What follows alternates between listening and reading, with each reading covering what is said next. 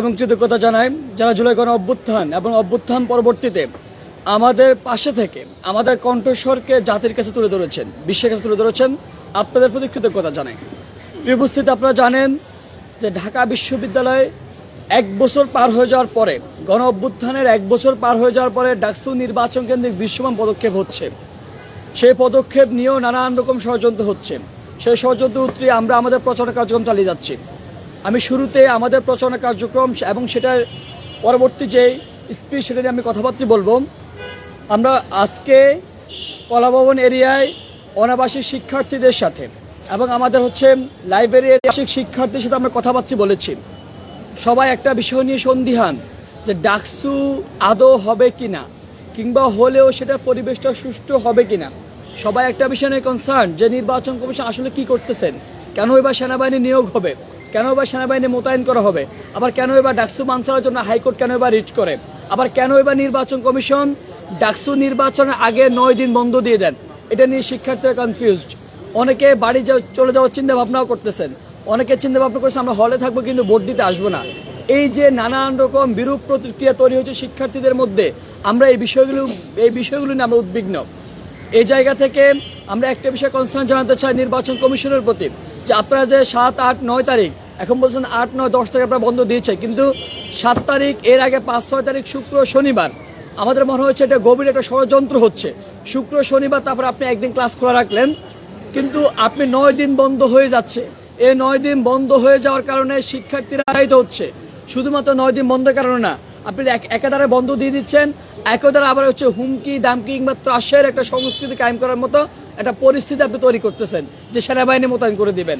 আপনি আবার নিয়মকানুন দিচ্ছেন, নিয়মকানুনগুলো মানতেছেন। আপনি নিজে সেই নিয়মকানুন না মানার কারণে যে প্রার্থীরা মানতেছে না তাদের প্রতি আপনার বিন্দুমাত্র কোনো পদক্ষেপ নেয়।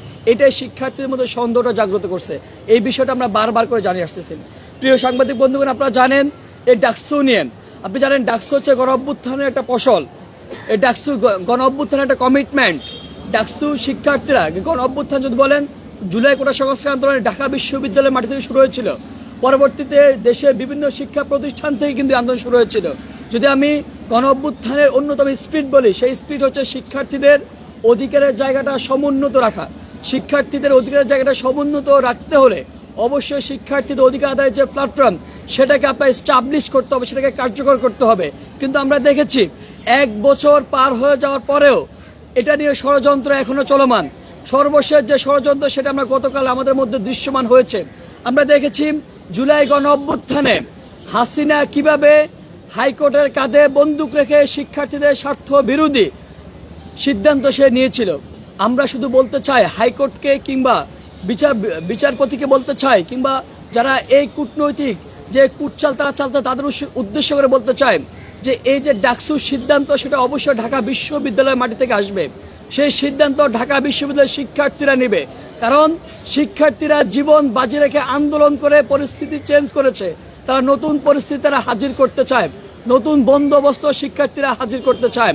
হাইকোর্ট যেভাবে জুলাই মাসে 24 জুলাই মাসে যেভাবে অন্যের দ্বারা দ্বারস্থ হয়ে শিক্ষার্থীদের বিরুদ্ধে অবস্থান নিয়েছেন, আমরা হাইকোর্টের প্রতি আহ্বান জানাতে চাই আপনারা শিক্ষার্থীদের বিরুদ্ধে কোনো অবস্থান নেবেন না।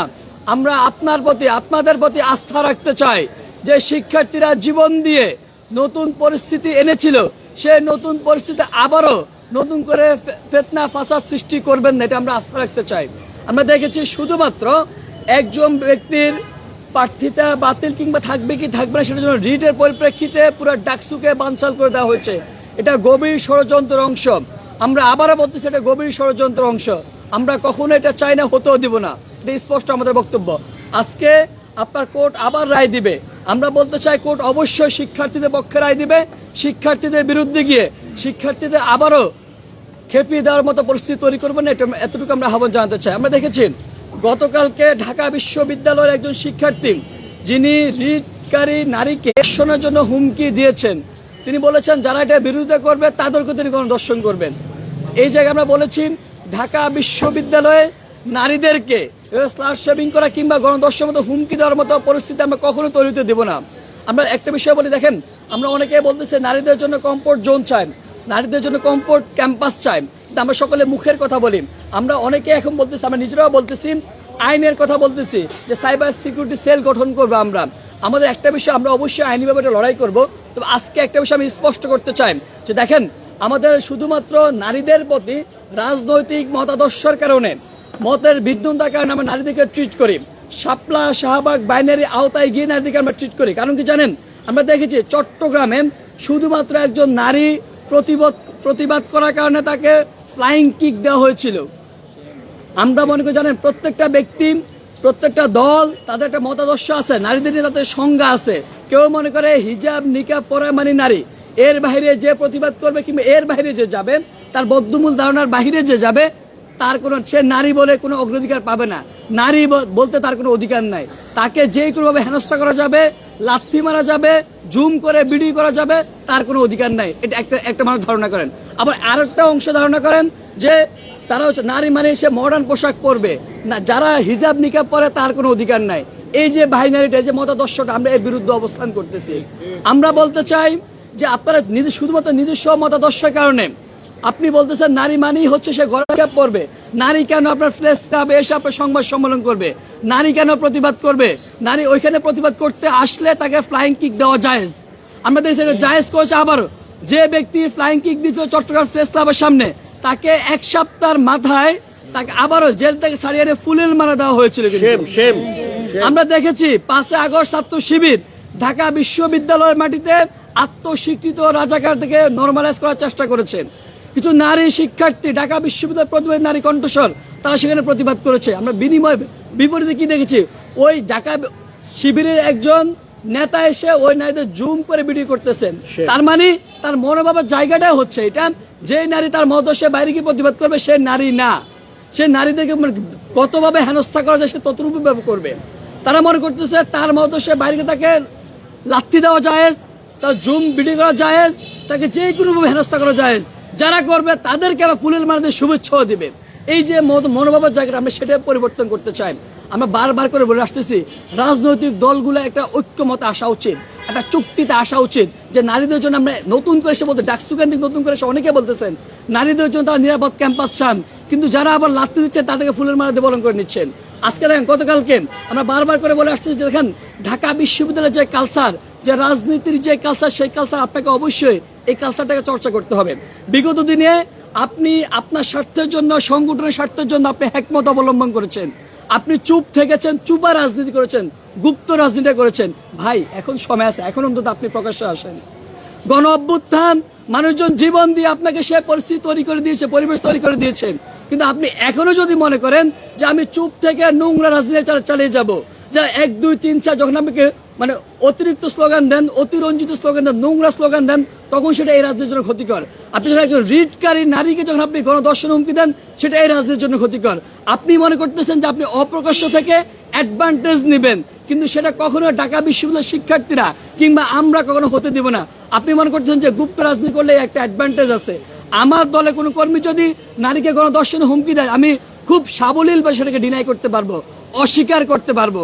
কিংবা আমি বিগত 5 বছর অপকর্ম করেছি, ছাত্রলীগের হল ক্যান্ডিডেট হয়ে ছাত্রলীগের কায়দাকে, ছাত্রলীগের কালচারকে খুবই নোংরাভাবে চর্চা করেছি।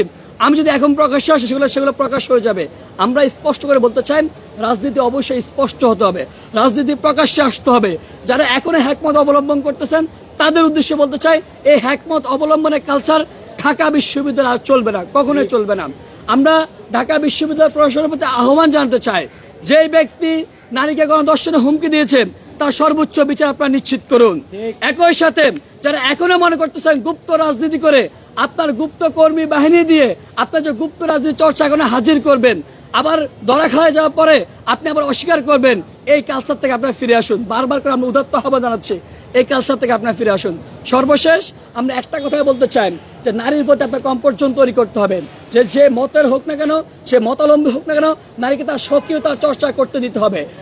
আমার মতের বিরুদ্ধে হলে আমি তাকে পলিটিক্যাল ডিল করব, লিগালি ডিল করব, কিন্তু আমার যে বদ্ধমূল যে ধারণাটা, মতাদর্শের জায়গা থেকে যে ধারণাটা, সেই জায়গা থেকে নারীদের কখনো হ্যারাস করা যাবে না, নারীদের কখনো ধিক্কার দেওয়া যাবে না, সেটাকে আমরা এনশিওর করতে চাই। সর্বশেষ নির্বাচন কমিশনকে আবারও আহ্বান জানাই, ডাকসু নির্বাচনের পরিবেশ সুষ্ঠু আছে, শিক্ষার্থীদেরকে আপনারা অনুপ্রাণিত করুন নিরুৎসাহিত করবেন না। শিক্ষার্থীরা নিরুৎসাহিত হয়ে 9 দিনের ছুটি পেয়ে তারা বাড়ি চলে যাচ্ছেন। সেই জায়গাটা আপনারা কিভাবে কোন প্রসেসে গেলে, আগে তো আপনারা আমাদের কথা শুনেন নাই, কোন প্রসেসে গেলে শিক্ষার্থীরা উৎসাহিত হবে। কোন একটা গুচ্ছিকে আপনি তার পার্সিয়ালিটি মেনটেন করবেন না, শিক্ষার্থীদেরকে উৎসাহিত করুন, শিক্ষার্থীদেরকে ডাকসুর জন্য ক্যাপাবল করে তুলুন, যাতে করে আবারও না বলতে হয় যে আমরা 1 বছর পর যে প্রতিনিধি নির্বাচিত হয়েছে আমরা প্রতারিত হয়েছি।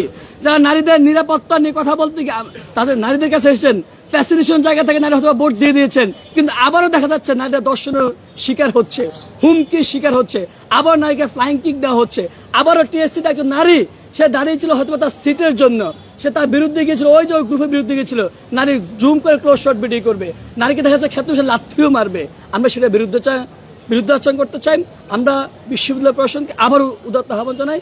সবাইকে ধন্যবাদ জানিয়ে শেষ করছি। আসসালামু আলাইকুম।